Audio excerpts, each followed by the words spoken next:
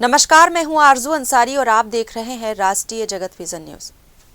छत्तीसगढ़ के सुकमा जिले में हुए आईईडी ब्लास्ट में गंभीर रूप से घायल जिला पुलिस बल की महिला कांस्टेबल मुचाकी दुर्गा का हालचाल जानने उप मुख्यमंत्री एवं गृह मंत्री विजय शर्मा रायपुर के रामकृष्ण अस्पताल पहुंचे।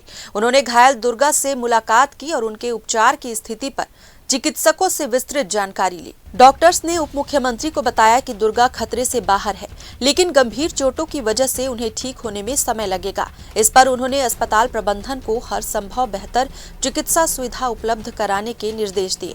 दरअसल महिला कांस्टेबल दुर्गा सुकमा जिले के गोगुंडा की पहाड़ी पर डीआरजी और जिला पुलिस बल की संयुक्त टीम के साथ एरिया डोमिनेशन ऑपरेशन पर गई थी। जंगलों में आगे बढ़ते समय उन्हें नक्सलियों द्वारा लगाया गया आईईडी मिला, जिस पर अनजाने में उनका पैर पड़ गया। विस्फोट में उनके पैर, हाथ, आंख और चेहरे पर गंभीर चोटें आई। प्रारंभिक उपचार के बाद उन्हें एयरलिफ्ट कर रायपुर लाया गया।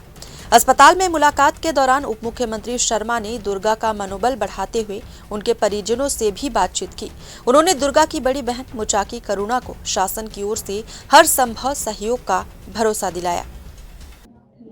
हो जाओ, जल्दी ठीक हो जाओ, चिंता नहीं करना एकदम है।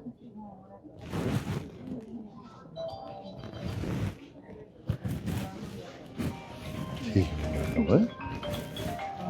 घायल महिला कांस्टेबल से मिलने पहुंचे थे, कैसी स्थिति है?